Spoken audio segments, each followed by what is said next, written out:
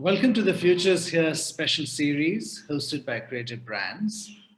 The Futures Here showcases leaders and thinkers from the creative industry, namely advertising, media, communication, brands, and branding. My name is KJ Srinivas, and I'm editor-in-chief of Creative Brands, a portal that covers the global creative industry and economy. Today we have with us Shriram Iyer, Chief Creative and Content Officer, and RAJIV CHATTERJEE, Chief Business Officer, Content and Production at Tint Brands, a creative agency that offers custom strategy, creative, content and production services. Shriram Iyer is widely regarded as one of the best creative minds in the industry and comes with great lineage, having conceived of marquee campaigns such as those of Pepsodent, Axe, HSBC, ICICI Bank, and BBC World News, among others, when he started out at Low Lintas, Mumbai. Subsequently, as president and national creative director of Mullen Lintas, he led the widely admired campaigns in Tata Tea, Bajaj Avenger, Tu Yum, Woot, Havels, and Dabur. Shriram is an equally inward man paying close attention to organizational and agency culture, something which he helped transform both at Low Lintas and Mullen Lintas. His contribution to agency culture has been recognized as central to Mullen Lintas' success within just 2 years of launch. Rajiv Chatterjee began his career as a tea auctioneer, later joining Low Lintas, Bangalore, where he rose to vice president by sheer dint of passion and work. Rajiv brings to the table equal interest and competency in both business strategy and execution excellence. Welcome to the show, Shriram and Rajiv. Thank you. Thank you. Shriram, one good start point for a conversation could be the founding philosophy at Till. One brand, many stories. And what you say, stories liberate brands. Given the times we have come to inhabit and the challenges in communication, how do you effectively excavate more and more stories and tell them through a set of established mediums? How do you meld message and medium in an era of multiple mediums and competing attention spans? Shriram. Yeah, so quite honestly, I don't think one is we only put the brackets on what should have been done earlier on. As agencies, we were a little slow to adapt to the changes that were going on in the media environment. I do remember a time even 8 or 10 years ago when we used to be like, look, there's so much free media, man. Like, there's so much more we could be doing in terms of expressing ourselves, also telling other kinds of stories for brands themselves. Everything needs to go through the same mold that we were pretty much used to as agency folk. We were used to arriving at a brief, hopefully arriving at a great insight, and translating it into a piece for television.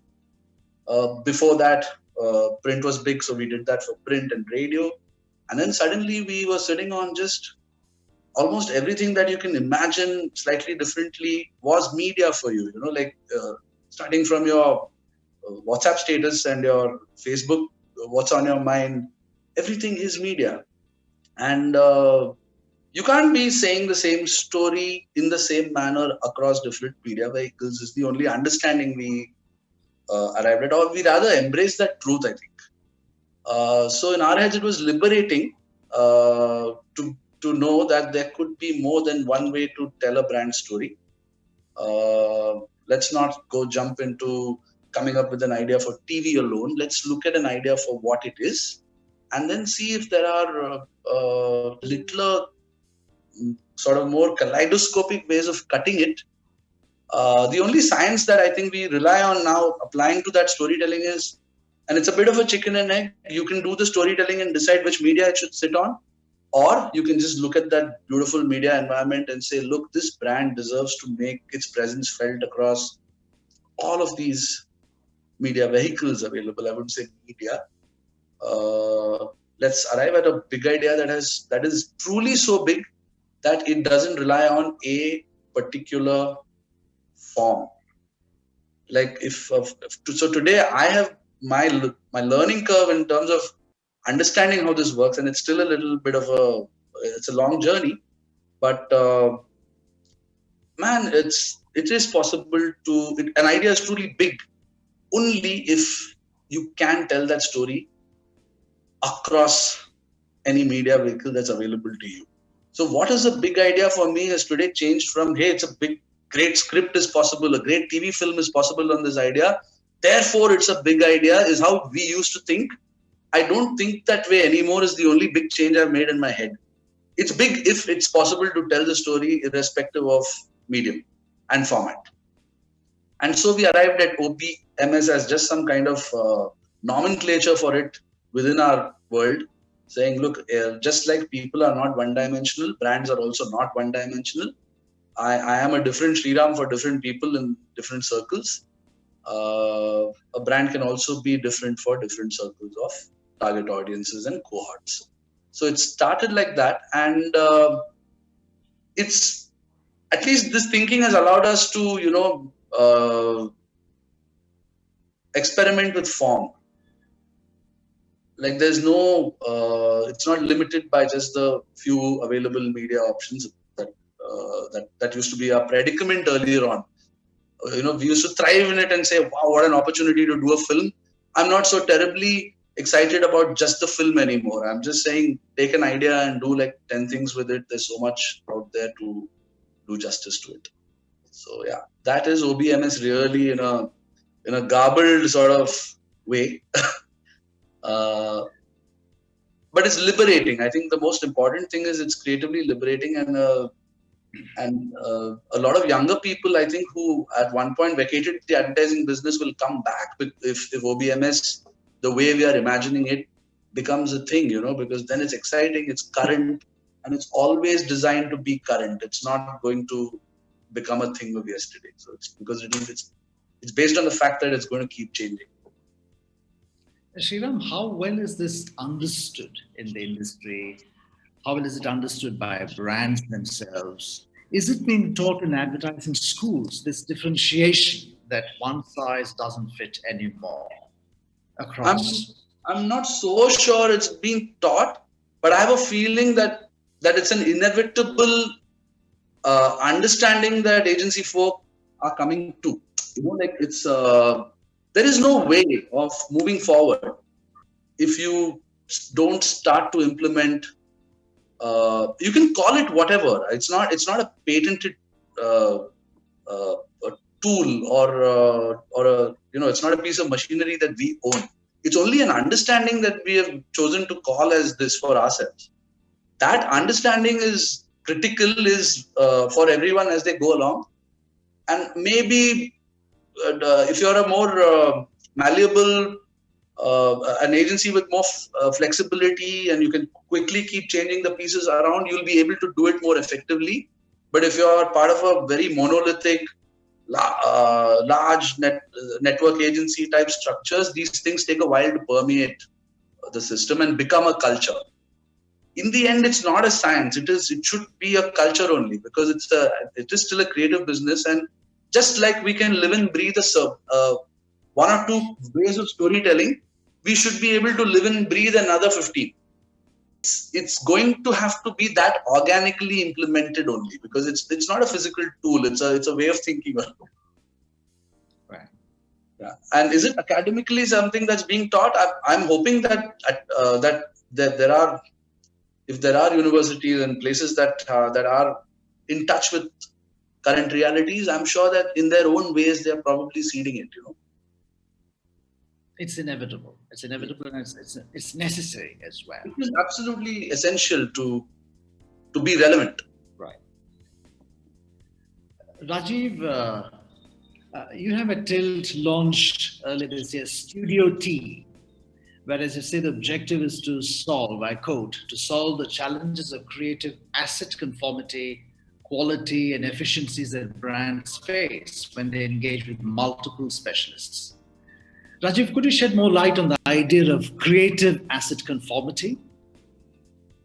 So it's really quite simple, because as Shriram was saying, because there are so many stories to be told across so many different media, and each media comes with its own kind of conformity. for that landscape. It is critical that someone kind of understands the entire long tail of asset development. So basically, we started Studio T because we saw that many a times there was a slip between the cup and the lid when it shifted from one agency to another, when the creative asset shifted from one agency to the other. Another asset could be in terms of an idea, it could be in terms of a visual identity, it could be in terms of the way the brand wants to project itself. And because there were so many different mediums to kind of put yourself out there, we felt that perhaps a consolidated kind of outfit that would help develop the assets across from the film right down to what your hashtag should be. That's really the idea of starting Studio T. Shriram, you speak about the criticality of every element of brand communication having the same levels of quality, impact, and brand speak. Something I could connect with what Rajeev just talked about. Yeah. How do we ensure communication embodies the same levels of quality and impact in whatever medium we choose? I think that, see, largely if the creators are not sitting in silos, right? Yeah. And our attempt largely is that let's stop looking at all of these things as different agencies and different departments. Let the same core team manage it. So the people who own the idea should also be the experts on sort of on every other medium that's available, which is really going back to, let's go back to making it a culture where all the creators, all the people needed and responsible for the job are pretty much involved in it upstream. I think that loss of consistency happens when it's when it's treated like some kind of assembly line, like where the upstream guys have nothing to do with the downstream executors. So, I mean, in my head, the way I've sort of simplified it is that there is no upstream and downstream anymore. It's just all this one big pool where everybody knows and is an expert on pretty much everything that is required. Within that pool, there may be some people who have a specific skill set, so they'll go run with that. But the core of the idea and the core of what needs to be done for this particular brand should not get diluted, should not get siloized. And the more end-to-end we can be, I think we can guarantee consistency. Because typically, as agency folk, we are trained with obsessing about tone of voice, about what's right and wrong. In very nuanced ways, we seem to know what is right and wrong for a brand to do, say, speak, feel. And I think that gets lost the moment you turn this into a turnkey assembly line kind of process. So I think that in a way we are crunching it all back. We are all sitting under one roof, knowing exactly what's going on with this brand on every medium. We're able to course correct, I think. I'm just purely saying creatively, we're able to just look at something and say, this is not the brand. Great idea, but this is not the brand. So, the creative person somewhere has to then swallow the bitter pill and come up with another idea that is the brand. So those little checks and balances are possible the moment you're not siloizing the process. Rajeev, I just wanted to pick from where Shriram just left about what is right and what is wrong, and probably sometimes the brand themselves may not be aware of. Rajeev, how would you decode that not knowing or knowing, or how would you decode that what is right and what is wrong when it comes to, as you said, conformity? So actually, I'll just briefly touch upon what Shriram said earlier. If you imagine a brand as a human being, we have fairly consistent ideas of what's right and what's wrong. I mean, there is that saying that nothing is right or wrong and thinking makes it so. But, if you do a certain action, then you come across as a sort of person. And I think that same principle kind of applies to brands as well. And therefore, like Shriram was also mentioning earlier, having worked on a brand for a reasonable period of time and being in touch with the consumer, because that's really where it starts. I mean, it's always the consumer first. It becomes imperative to kind of set your guidelines in the sense that, I can be funny, but I can't be like obnoxious. And I know a lot of brands that have kind of tipped over and have, and the world has become really unforgiving to both people and to brands. And therefore, I think being very clear in your head about the area that you operate in is critical. With the brands, how do you manage this area of conviction or convincing the brand about what is their brand? I mean, that's pretty much principally what we do. We work with the brand owners, and we kind of arrive at what the brand should be about, given A, what the product is about, because the brand can't be too far away from the product, and B, what is the consumer need state that you're actually addressing. I mean, you may have a great brand proposition, but there may be very few consumers who actually care about it. So therefore, does it make sense to put out millions of dollars in marketing if actually nobody wants to buy your proposition? And therefore, it is critical that at the beginning of the journey, when we work with a lot of startups at Tilt, it is critical that we set down that path of what is it that we want to be known for? What is the path that we want to follow? Also, I just wanted to add to this.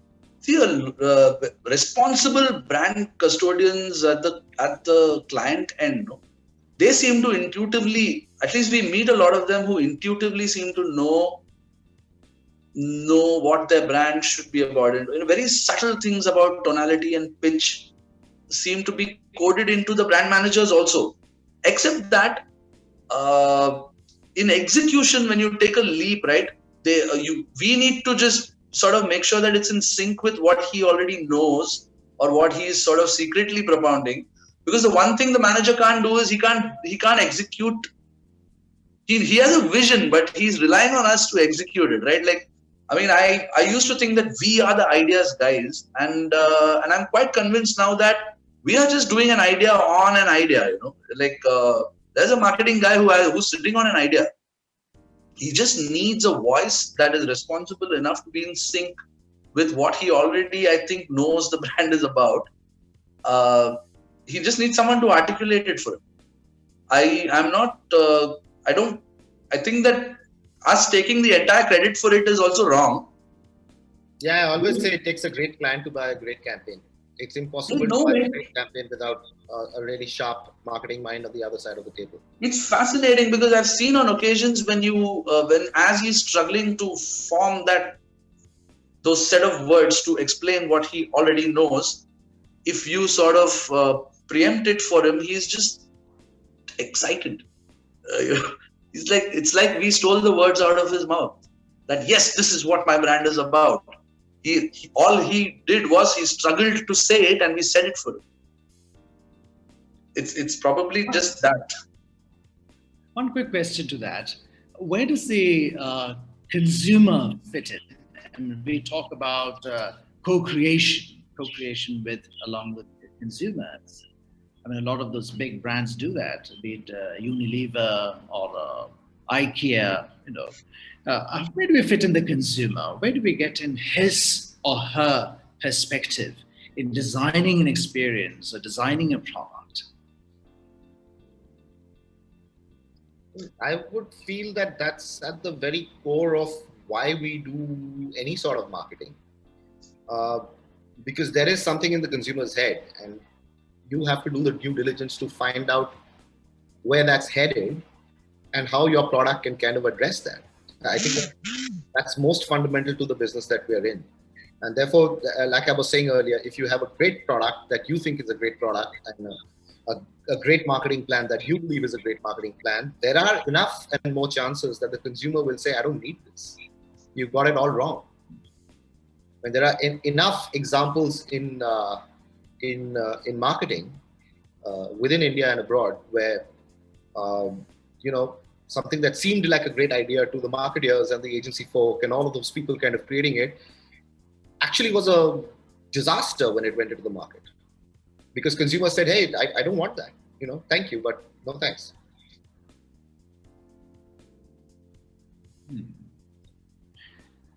Rajeev, your very recent work on Cred, it was conceptualized and executed by Studio T, took on the Wild West American frontiers ethos. Can you tell us something about the creative, interpretative route you took, and about the conversation you had with the client with regard to your interpretation? We had the American frontiers ethos. Yeah, well, actually, I'll answer half of that question and I'll let Shriram answer the other half. The brief from the client was very simple.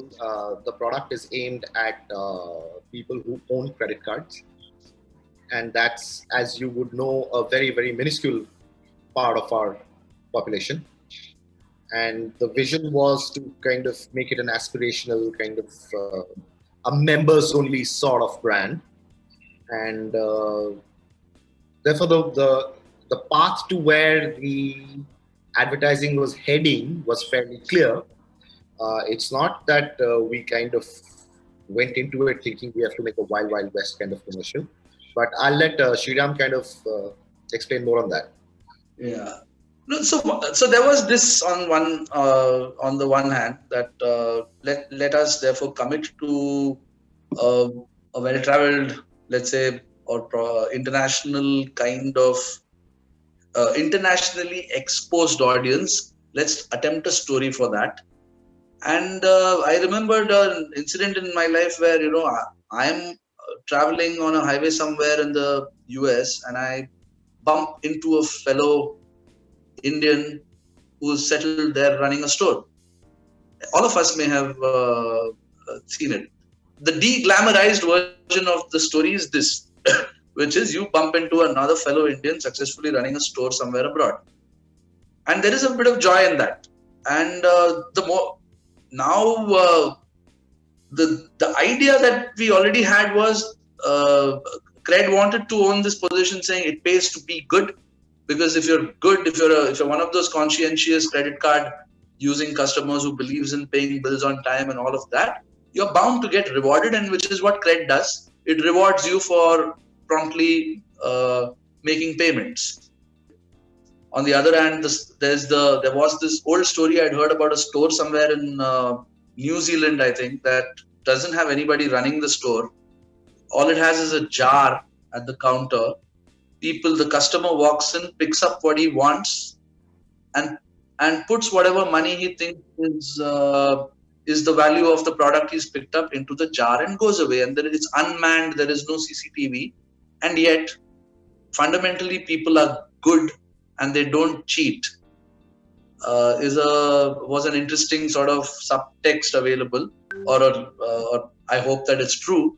I genuinely do believe that left to themselves, people are just good.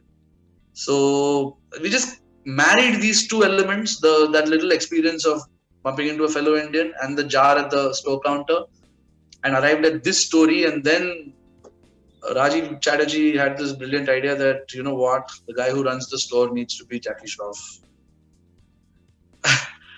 And then it changed, So what it ended up doing was it added swagger to goodness. I think goodness otherwise is seen as boring and dull in our world. Just being good is boring.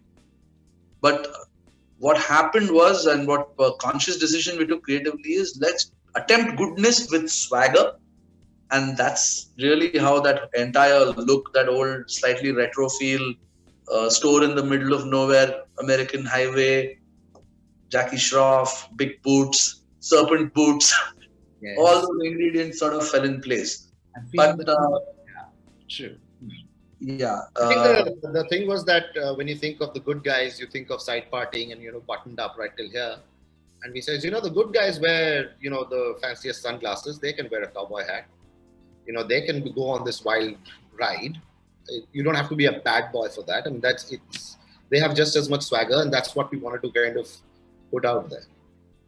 Rajeev, were you able to track the progress of this communication, or the feedback from the industry, from people, from consumers, to your cred and? So, anecdotally, of course, we've heard very, very good things about it. And if you see any of the cast members, their own social handles, you'll also see a lot of positive response. So, I would like to believe that there has been a very positive response.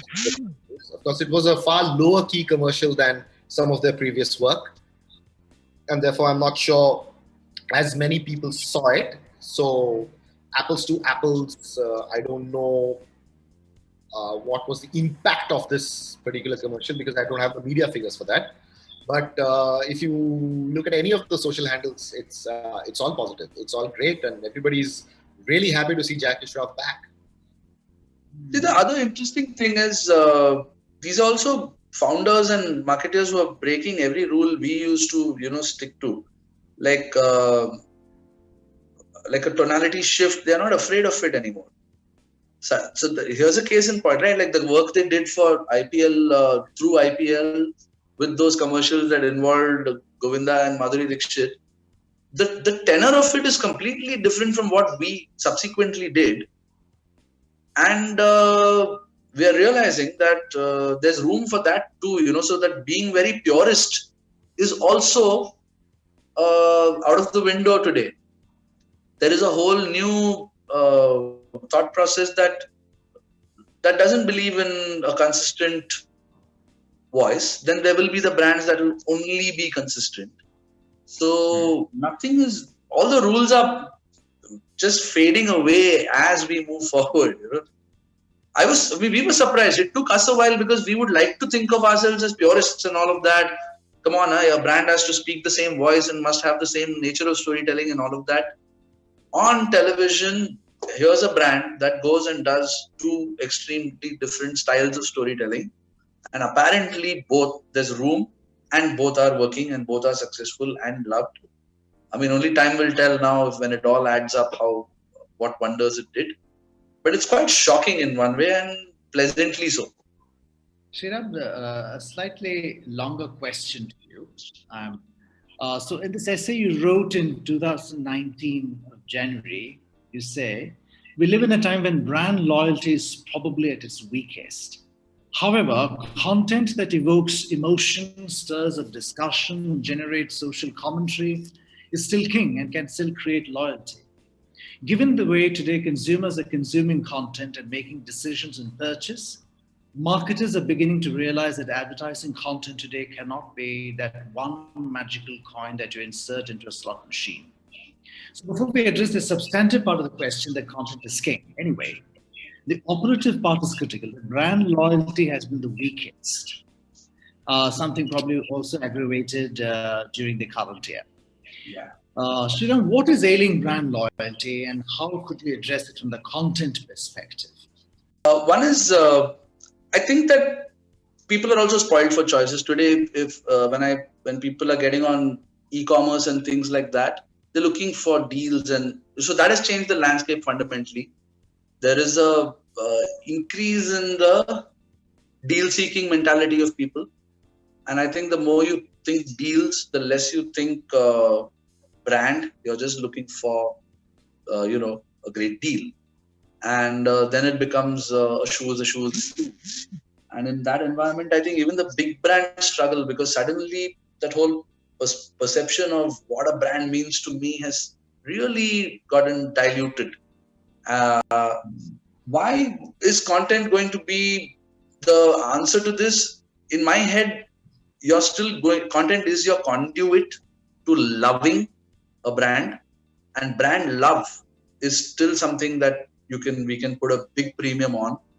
If we succeeded in getting it right and getting this entire content game right for a brand, like I remember, I have no reason to love Red Bull because I'm not a consumer of it, but I love Red Bull. If I think about an energy drink, I love Red Bull, and I love it because of Red Bull TV. So Red Bull TV for me is Red Bull. and every brand's presence online across multiple platforms and the world of assets that they're creating has become the brand now, all the more. So given video and video traffic is so big, I just feel like we're sitting on, an opportunity to create love for a brand through its content. uh, there is evidence of it pretty much all over the world. Everyone, like I'm like, I don't know why, but I'm always on Red Bull TV looking for the next big video they put out.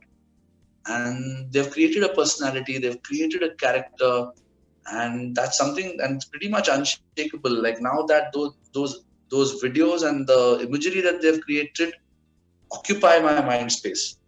uh, Earlier, I think that it used to be there, and then it got diluted when people didn't know how to manage content for the brand. And now slowly, as the dust is settling on content, I feel like we are able to harness it better. I mean, for us, Dream 11 is an example. There are all kinds of fantasy brands out there, but we have managed to cull out a voice. We've managed to own gully cricket, and we're 3 seasons into it, we're seeing that it is a preferred brand, because we are of what we are doing with the content. And so there is hope for me to want to stick to a brand. Content is, I think, is probably the only significant conduit left. Again, can I prove this scientifically? Perhaps not, but I'm sure our data guys can cull out some numbers and say, yes, Shriram is not rambling. Well, I guess it's also the difference between a hard sell and actually gently wooing someone into the world of the brand. When you do a 30-second commercial that goes out there and sells a product proposition or a brand proposition, I mean, people know that it's designed to get you to spend your money. But when you do content, I mean, there is no direct relationship and there is no transactional value to that. But you create a very, very favorable disposition towards the brand. And so therefore, the next time you meet that category, you're probably going to buy that brand. Rajeev, something related to this idea. My next question to you. From the brand side, brand owners, need a better understanding of ROMI, return on marketing investment, through whatever offerings we do. While on the creative side, there's an imperative blending both the right brain and the left brain. Culture, belief, attitudes on one hand, and consumer behavior and consumption data on the other. So advertising is a serious act of communication couched, as it were, in sociology and data analytics. Rajeev, how do you look at the evolution of advertising not only as a craft, but also a science? And may I relate it to what you just said about what brands expect from the market? Yeah, so Sri, I think there are two aspects to this question. One is that yes, brands are increasingly focused on ROI, and that's because the landscape has become like that. Today, it is possible to measure ROI quicker and more accurately than it was 10 years ago. There are enough tools in place, there are enough practices in place to kind of help you get that data. The fact that more and more clients are also getting digitally savvy, I think, plays a big role in clients wanting to, because they know it is possible. So once they know it is possible, everybody's kind of talking that language. And that wasn't there. I mean, I remember when I started, it was a far wider kind of thing. You were dependent on secondary sales data, primary sales data, off-takes, wholesalers, all of that. And that would determine what the return was on those dollars that you spent in building that brand or doing that particular campaign. Yeah. I mean, they are able to accurately measure efficiencies like never before. I think TV still largely is difficult, but the digital medium, you know what's working or not. It's like a mirror. You put out a piece of work on a brand, and you know whether it's working or not. Maybe by the end of that day, and then you can course correct and put something out again and see how that works, and if the difference is good enough for you to pivot, you immediately pivot. They're all live. The decisions have become live and based on very clear sort of indicators. No, like Rajiv and I were discussing that we will be in a situation where we should be creating uh, assets, video. I mean, I hate to use the word asset, but let's say pieces of work live based on responses. And there are in the West, there are certain case studies where they've done it already, where a studio is waiting to alter a piece or to put out the next piece basis feedback that's coming live even as they put it out. Right? So also, Srini, I think at least advertising has, I believe, always been a blend of science and art. You know, the what to say is based on science. You know, what do people want? Like you said, sociology, you know, psychology, all of these things there is a very scientific way of finding things out. You know, there are processes in place and all of that. And of course, then you take that requirement and then you transfer it into the how to say it, and that's where the creative magic happens. But I think, I mean, right from the days, you know, when it was print advertising only and the first television commercials, it was always about scientifically finding out what we need to say about the product. And then creatively, we answer the how to say it. The fundamentals are not going to go away. It's just the... And anyway, I'm a big believer in the overlapping of art and science, because I don't believe that either. I mean, science for me is an art, and art itself is a science. And you know, I think that debate is, it's hundreds of years old. But my personal opinion is that I think they are interlinked and in a very, very strong way. And advertising is just one small example of a creative field that leaps off scientific kind of inputs. But I think science and art themselves are. Yeah, in fact, it is. It fills into the other. Art is science, and there is science and art. Absolutely. In that sense. Absolutely. Shriram, to you, can you possibly name 3 of your most favorite campaigns that you've led, from HSBC to BBC or whatever? Your most favorite. My top favorites now are. My favorites now are our more recent work.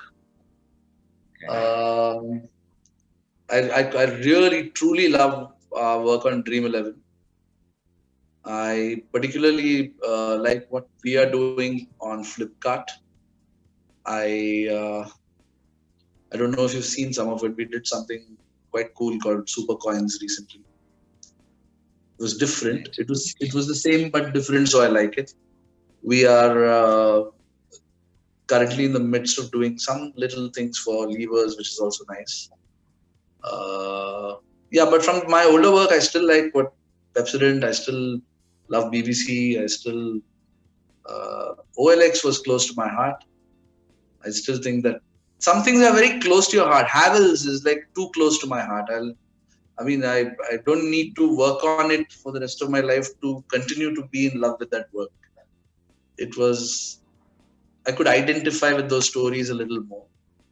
So the thing is that some brands allow you to put a little bit more of yourself into it, and our training is that not every brand should be you. Every brand should not smell like you.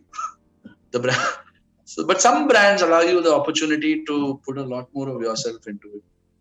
But otherwise, it's Dream 11 for me would be my top favorite right now.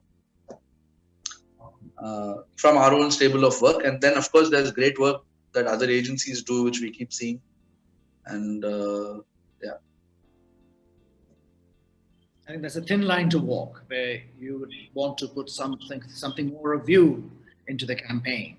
Some brands naturally allow you. You get an opportunity.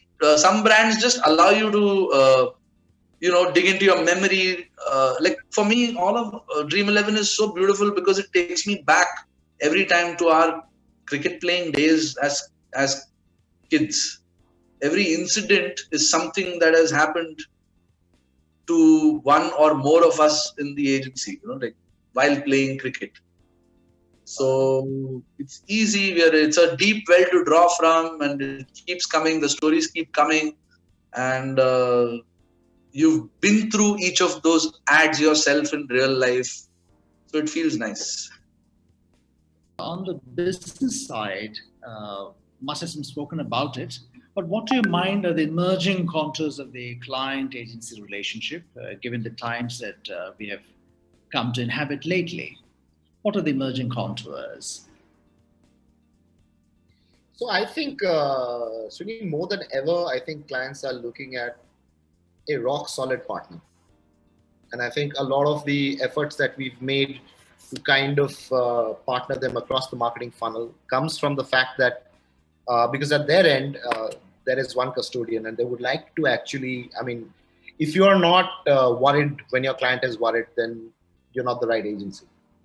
I think that was there. I remember I inherited stories of agency-client relationships in the 80s and the 90s where you couldn't tell who was the CMO on the table.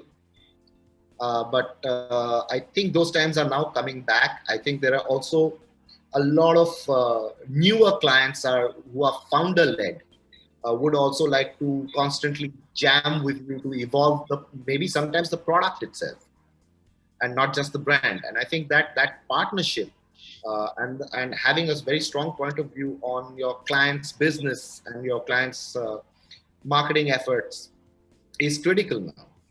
And at Tilt, when we're trying to kind of collapse the different silos that different agencies work in, I think that's also a very critical part for us to kind of internalize.